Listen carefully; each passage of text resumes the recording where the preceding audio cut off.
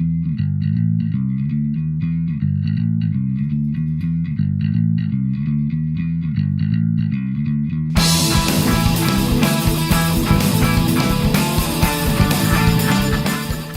and welcome to episode 29 of my series as I build my way through the battle games in Middle-earth magazines. Now, last month was a bit of an odd one. I had a lot of fun doing that though, showing off the castle and finishing it up, and also taking a little bit of time off for holidays and to take the pressure off. But this month we're back on it. We're back to a new magazine, we're back to a new build. And the build is the dam at Isengard. So this is the one that Saruman makes to power all of his infernal machines that eventually the Ents come and tear out the supports and flood the place. So that's what we're going to build.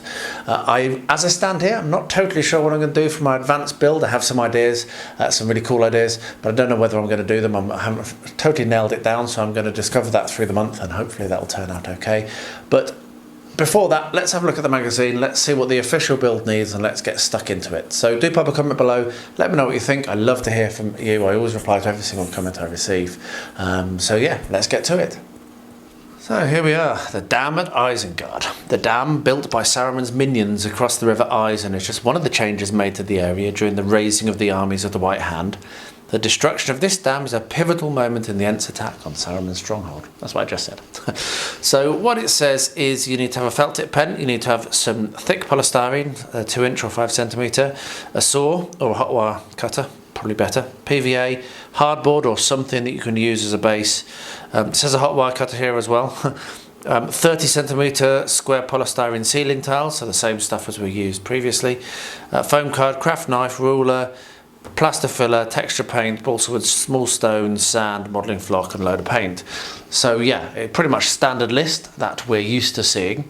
And the way that it describes it, let's just quickly flick through, is you make a corner piece with the dam at one end, and then you build up the sides of the dam, and then you have the runoff coming through, and you put the back and the front and what have you. So it's a really nice little build. It doesn't look like it's going to be particularly complex, and I think it's going to look great, and it'll be really good on the tabletop, particularly in a game. You could have quite a fun time kind of like defending this maybe against an attack or something, or it could be a really kind of like outstanding element on a battlefield. So yeah, I'm quite excited about this one. So what I'm going to do is gather together the materials I need to get started on stage one, which is going to be the hardboard and a bunch of thick white polystyrene, and then get cutting and get gluing. So I'll bring you along when I'm about to start that, and yeah, let's get going. So the basic shape and basing the dam, which I'm going to do together. So first of all, the base, which is actually step 2, because I need to know the base size so that I can then work out the size of the dam. They say to do a baseboard about 46cm or 18 inches long. Now, I don't have any hardboard, which we've gone over in previous videos, but what I do have is this artist's board, but artist backing board, which I'm going to try. Now, one of the issues I'm going to have with this is I might struggle with warping. I do have techniques which I'm going to try to apply, but I'm not sure whether I'll have any overlap, because I'm going to use the entire size of the board. So this is 42cm, which is close enough. I'm happy enough with that. So what I'm going to do is cut this down as a square at 42cm a side, and then that will act as my base. And what that will then mean is they say to do the triangle about half, so it's about halfway up each of the corners. So I will do that. My triangle's about 20cm rather than 23. So I'll get that measured and cut. Obviously, it's going to be a triangle, not a square. So I'll mark at 42 and then cut from here across to that corner, just using a sharp knife and my safety ruler. And then what I'll do is I'll cut out a bunch of the thick white expanded polystyrene in a 20cm square, and then cut them in half. Sorry, my phone's going. It's noisy. Yeah, cut them in half, and so I'll end up with 4 corners of the thick expanded polystyrene, and then I will have a base which is 42cm on each corner. So I'll get that done, and when that's all ready, I'll come back and show you the next step. That was a bit of a faff because I couldn't work out how to do the diagonal cut with the Proxon, and so I did it with a knife, and now I've got bubbles. But it's okay because we're going to have a lot of stuff going in front of that. But it's cut now, and you can see that it fits nicely into that corner. So what I'm going to do is I'm going to glue it down. I'm going to use this Moment Fix, which is what I'm using a lot at the moment. I'm nearly out of this tube, so I don't know whether it's going to survive for this application or whether I'm going to have to put my new one on. But yeah, you can just squirt it on really nicely. It's really easy to use, and it's completely taken over from my Gator glue for ease of use and also for how well it sticks. So just do that, put some on, and then press it down. And it's not horrible getting everywhere. If you get it on your hands, it's almost like silicone. You could just rub your fingers together and they'll come off. So yeah, so I'll just glue these 3 sections together, and then when that's done, I'll do the next step, which is going to be the wall of the dam. So yeah, I'll bring you along for that, and then I think that's probably all the time I've got tonight to do this. Yeah, that's running out of tube as well, so I'll change the tube, get this glued, and bring you back for the next step. So to make the wall of the dam, using a saw or a hot wire cutter, cut out a 20cm by 25cm. Now in my case I'm doing 20cm by 23 because I've got slightly different dimensions, but roughly around that. Have a look and see what you think looks best. Block of polystyrene and glue this onto the long side of the triangular block. This large flat wall will form the structural basis of the dam itself. So 20 centimetres is about the absolute tops that my Proxon will cut. So what I'm going to do is show you how I'm going about trying to cut this on the Proxon without being able to use the guide or the fence or whatever. And what I'm doing is I'm going to put masking tape all around the edge of the block. So I'm marking out at 23 centimetres here, and then that should guide the cutter enough for me to get a straight cut. So we'll mark around with the pencil just so that when I'm running the masking tape round I have something to follow. So like that. And then I've just got thin masking tape, and I will show you what that looks like now. So we have our thin masking tape, and what we'll do is we'll run it roughly around that mark, trying to keep it as straight as possible. Like that.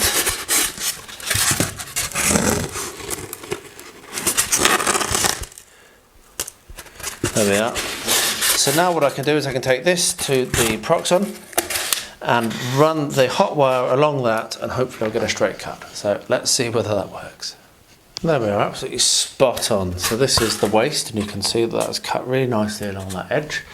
And here I have my here I have the piece. So what I'm going to do is make use of the Moment Fix Extreme. Again, glue along the bottom, glue along here, and then I'll leave that to go off and overnight because I've got to get on now and do other things. And yeah, so yeah, we're making progress. I've had a thought about what my advanced build might be.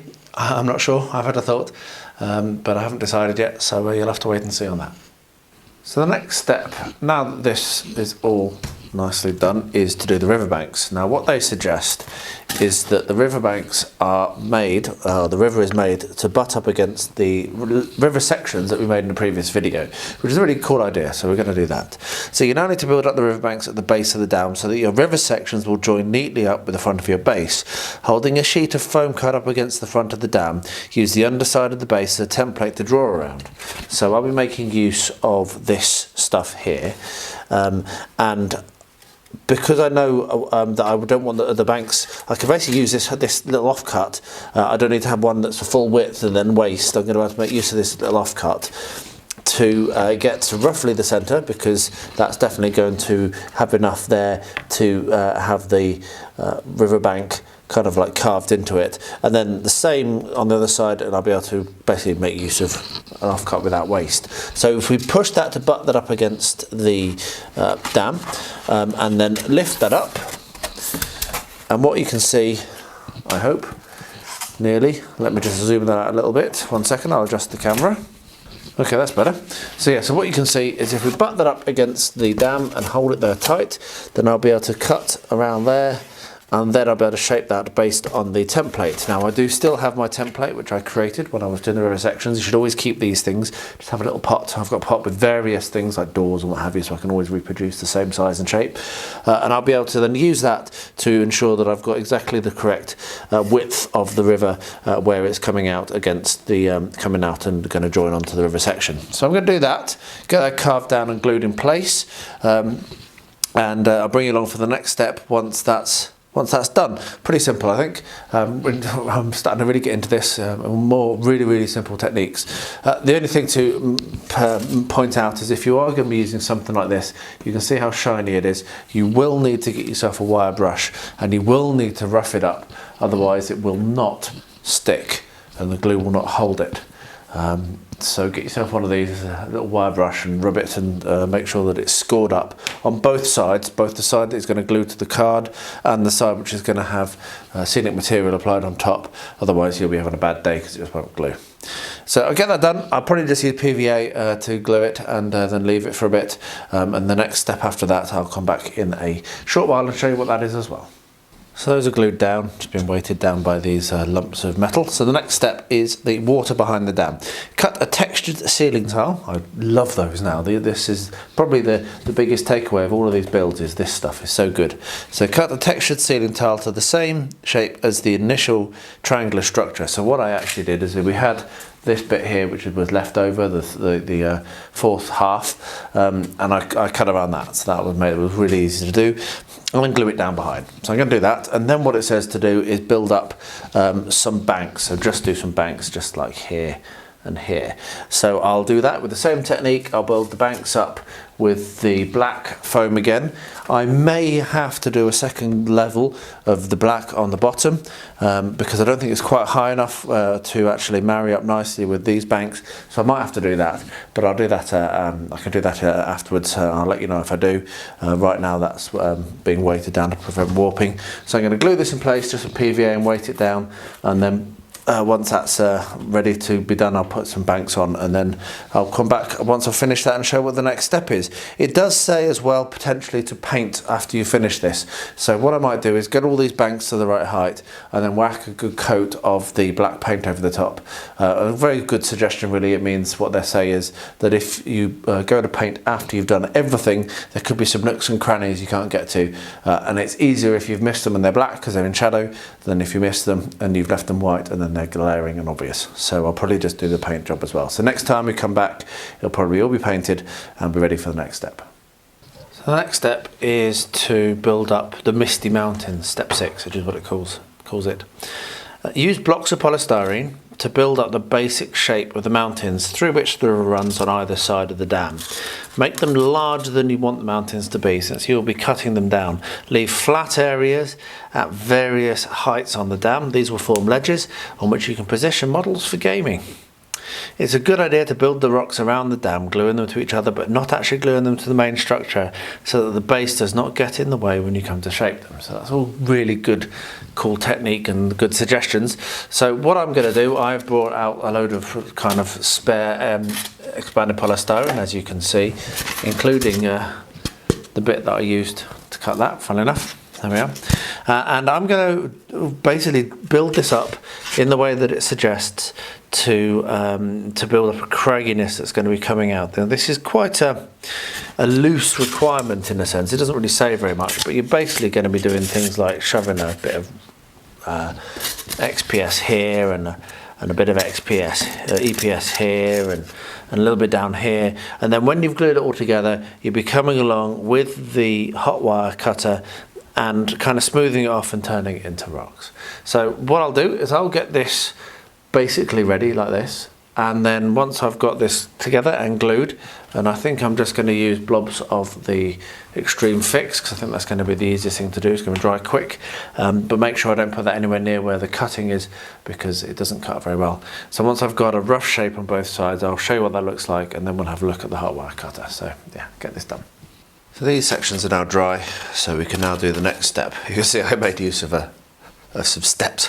This basically was just going through my offcuts drawer. So what it's said to do is, once the rough shape you want and the glue's dried, which it has, take them off of the base and use a hot wire cutter tool, which I have here, This is my hot wire foam factory one, which I still use even though I spent hundreds of pounds on an alternative. What does that say? And shape it. So that's what I'm going to do now. I'm just going to shape this off and kind of cut rough shapes into it. Now what I probably would do if I wasn't following this is I would use bark for this technique, which works really well. There's other videos I've done which show that off, so you can go and look at them if you want to. But I'm going to carry on with this. What it also says is once you've cut this down, then keep your offcuts and maybe glue some of those back on as well to make interesting shapes, which is what I'll do. So I'm going to shift the camera slightly so that I can move around here, get this all off the base, and then I will run the camera again while I'm doing the cutting. There we are. So let's see how well this works. I'm not really sure what I'm going to do. I'm just going to hack at it, I think. So, and I need to remember which side is which. So this is the side with the dam. The other thing to say is I'm going to have to cut at an angle along the bottom, which I'll probably do using the expensive cutter and trying to cut a straight line using masking tape. But I'll show you that when I get to it. So let's just start by kind of hacking away at this. I'll probably put some music on and we can see how this goes.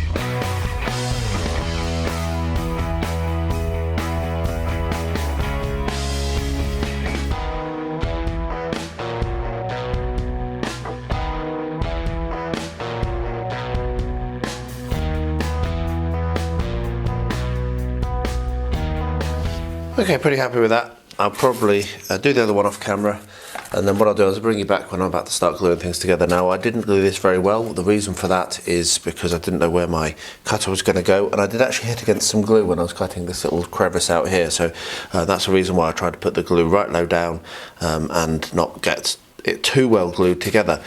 But that does mean I am going to now need to re-stick that. But yeah, so what I'm going to do is I'll do the other side now in the same technique, and when I've done that I will bring it back and show you what it looks like, which should look quite good. I'm quite pleased with how that looks. It looks a lot better than I expected it to. I'm going to build this up a little bit. I'm going to put some rocks at the back end here and have this as a little, I might even cut that out a bit more actually, have that as a little place where they can stand, have that where they can stand. I might flatten that out a bit. So there might be some little bits I do off camera as well, just to kind of tidy up. And I also realised that I need to do the side of this bit as well, make this a bit more, cut this back quite more sharp so that I can, so it's not quite such a flat shape. So yeah, so I'll get that done off camera. I'll show you what it looks like when it's finished. So that's that done, and yeah, pretty happy. Not massively happy, but pretty happy. I think there's a fair amount to do in terms of making use of these bits here to just like finish it off. So for example, over here and here, I definitely need to put some more. Some of these have become quite loose as well. This one basically fell off. So I just slapped the glue in and didn't really worry about it very much. What I'm going to do now is make use of these spare bits to glue on around the place. There's not that many places, to be honest. Up here I want some more, and here, and also I'm going to glue the whole thing together just much better, and glue it to the main structure. So I'll get that done and then bring you back for the next step when I get to it. Well, there we are, and I even managed to use my expensive hot wire cutter to shave this off so it's no longer overhanging massively. So the next step is step 7, which is called blocks of stone, which I think is a awesome heading, blocks of stone. Using a hot wire cutter, cut a polystyrene ceiling tile roughly into different sized pieces. Glue these over the back, front and sides of the dam to give the appearance of the dam being constructed from huge chunks of stone. Don't worry about leaving a few gaps in the stonework, as these will be filled in later. To give the dam an even more crude, roughly constructed feel, you can double up the thickness of the ceiling tile in some places, or use leftover pieces of polystyrene cut into the shape of stone slabs.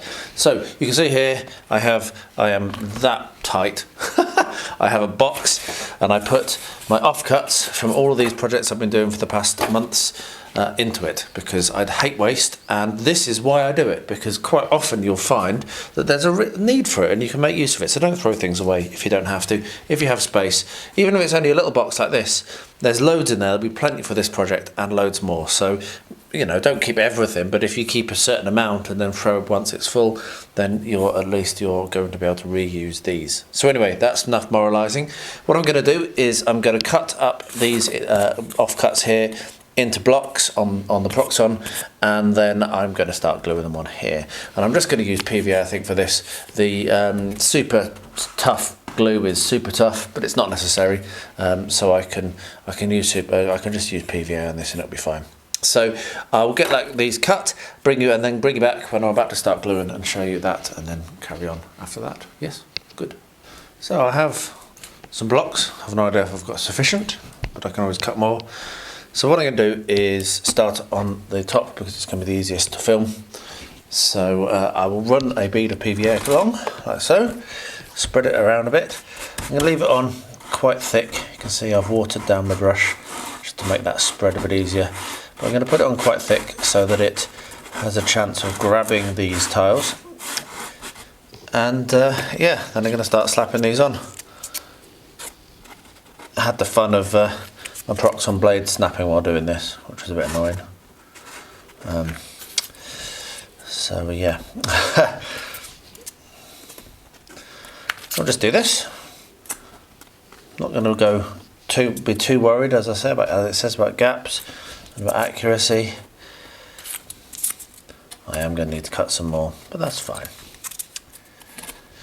What I might do is let this dry, this top section dry, weight it down, and then do the front tomorrow or something when that's dry, so I can actually, as I say, put some weights on these and make sure they're set in properly. So there we are. That's a good start, I think. Maybe pull them a little bit closer together.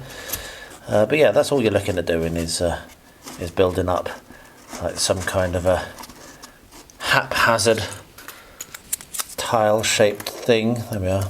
Better. Right, I'll weight that down now, leave that overnight, and then tomorrow I'll do the rest, and I'll bring you along for the next step when I get to it. So that went on quite nicely. Slap PVA, had a PVA on a plate, and then dip each piece and put them on. I've done the different heights as it suggests, and I think it looks really nice. It was really, really easy. So the next step is to apply texture paint. Now, I apply my texture paint with my terrain paint, which is watered down house paint. There's not very much left in that. I need to mix some more up. And then sifted builder sand, which I have in a pot just out of shot. And what I do, and I'll do this for a very small amount and then do most of it off camera because this is going to take a little while. What it says is to paint it all over all the rocks and all the bricks. So I'll just do a little bit on the top here, just so you can see how simple it is. And do it here as well. So you paint, it's very watery this, I'm definitely going to need to mix some more, so you need it to be a bit thicker than this. So you paint not very much on, and then scatter the sand on, and it will soak up into the paint, and then you just shake the excess off, and it is a very, very quick process, doesn't take long at all. However, this is quite a big model, so it will take me a little while to get this done, because I'll have to keep leaving it to dry so I can move it. So that's what I'm going to do, get the texture. Once all that's done and all the sand is dried, I'll then paint over the top again with the same paint to seal it in, and I'll bring you back when I've finished doing all that. There we are, isn't that looking great? I'm really, really pleased with how this is coming out. So the next thing is the wooden detailing. The first part of this step does say to paint it black, like I've done with the texture paint. While waiting for the paint to dry, cut the balsa wood sheet into strips of various widths and lengths. Now I'm not going to do that because I save like offcuts of tongue depressors and coffee stirrers and toothpicks and matchsticks and what have you. So I'm going to make use of that for this step. And what it says to do is glue the strips into place on the dam, propping up under any protruding blocks and filling any large gaps between the pieces of the tile to represent pieces of wood used as supports and to shore up the dam. And it also says that you can build ladders and what have you, stairs, in the same way as we did for the Mariah build. Now I'm not going to do that because I'm not, but I am going to do this next step. So what I've got is a plate covered in paint and what have you, but with some PVA glue on it.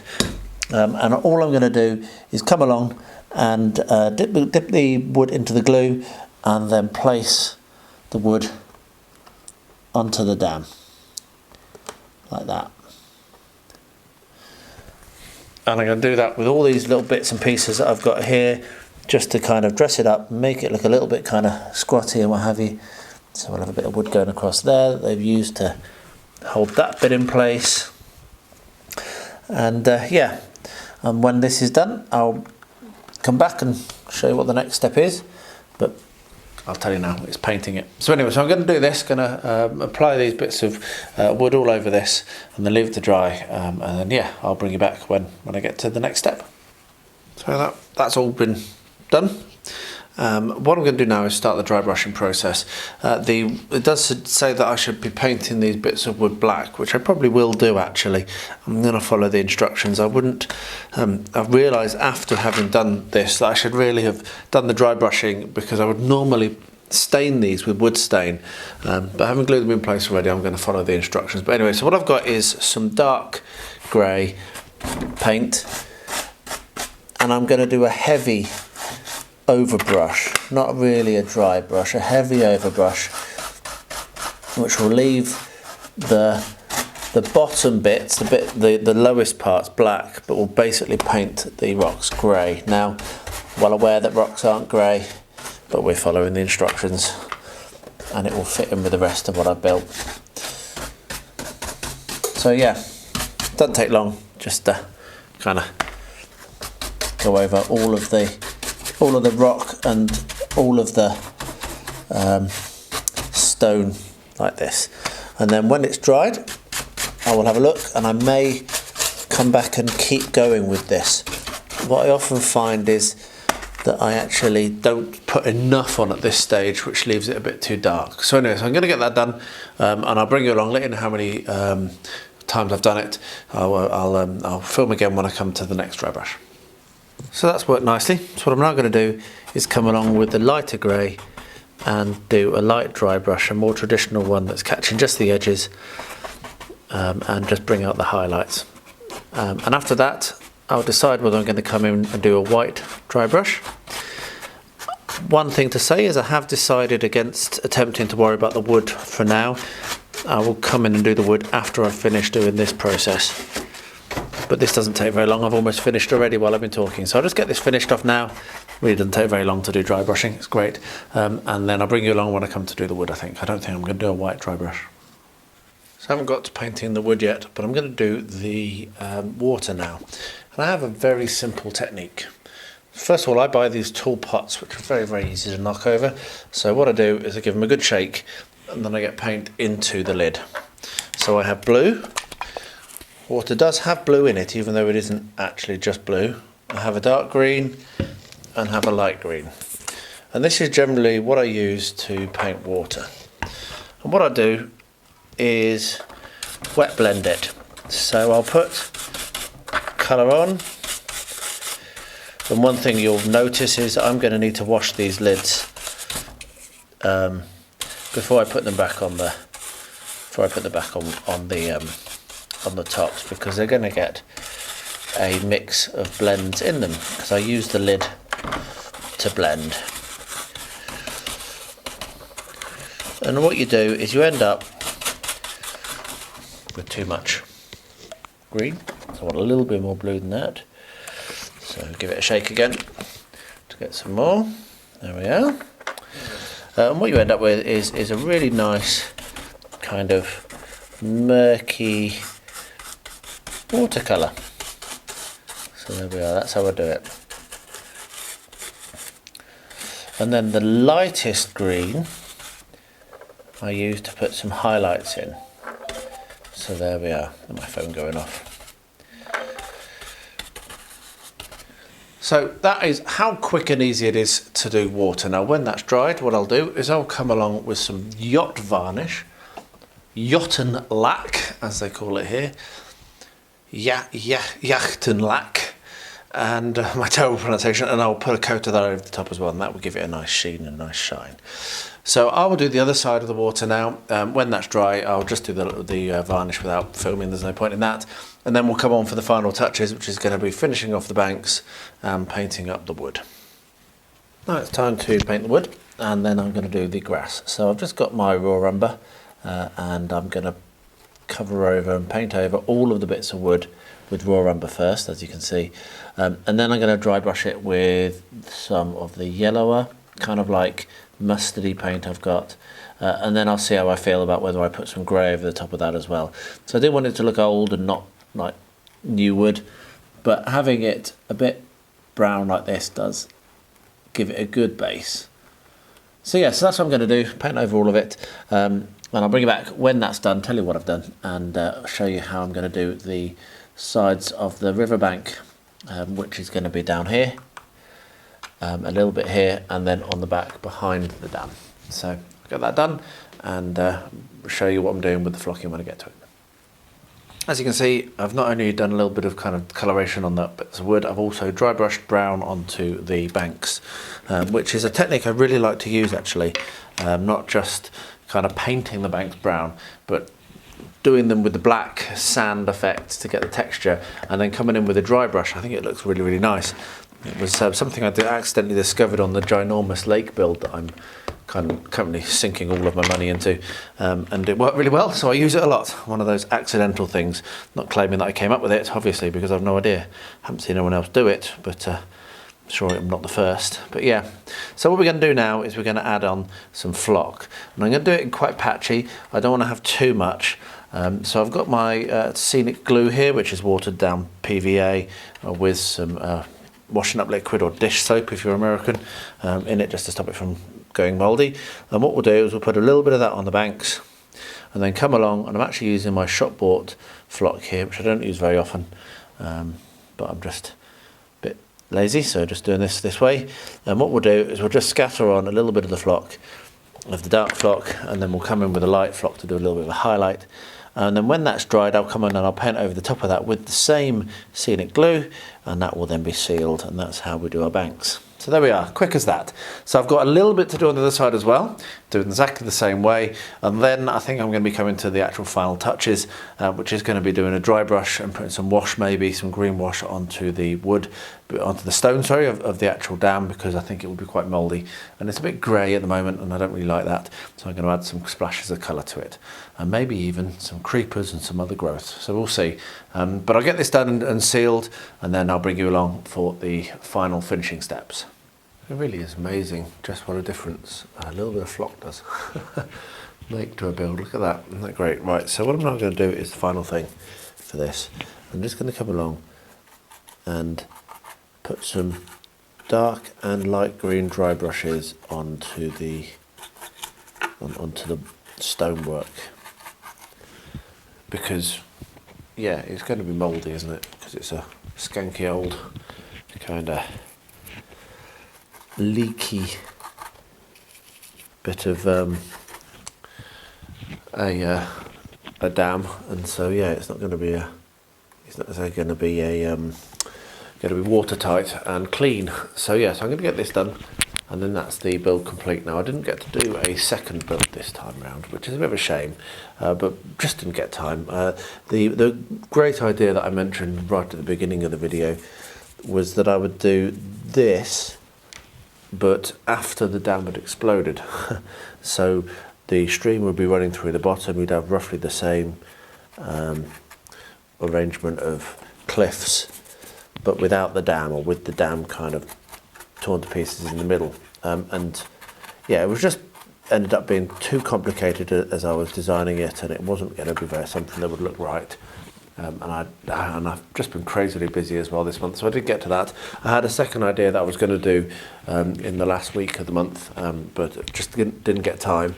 But I might still try to do that, which is to build a small dam to go onto the normal sized river. Now this obviously does butt up to the standard river sections, as you've seen. But I was thinking about maybe doing like a weir or something that just sits on a normal section, so you can step down so if you've got a high level of water and then you have a step in the or some kind of like a slope, then you can step down via a weir. But again, I just didn't get time, but that's something that I might do in the future. But for now, this is the official build, and that's the official build done. Very, very pleased actually. I think it looks great. So we'll get some pictures and then we'll wrap it up.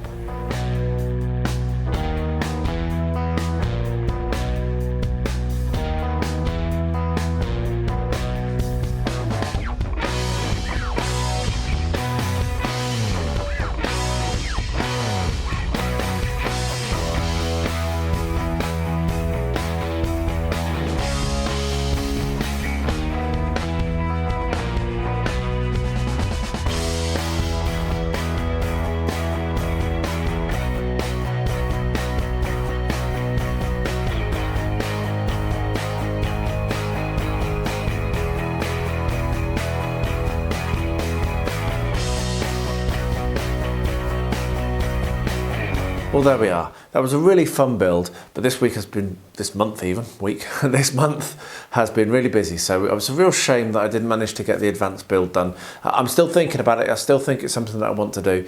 So you will probably still see it on the channel at some point. But that's how it is. This is only a hobby for me. I can only do what I can manage to achieve.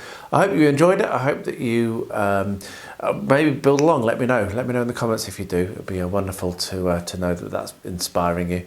And yeah, thanks for watching. I really do appreciate every one of you watching these videos. Let me know in the comments what you think. Next month is going to be more ruins. I've got so many ruins, but this is ASoIAF, I believe, so slightly different style, so quite looking forward to exploring that. So yeah, first Tuesday of next month, you'll get to see that. So thanks for watching, and as always, please stay healthy, stay safe, and stay well.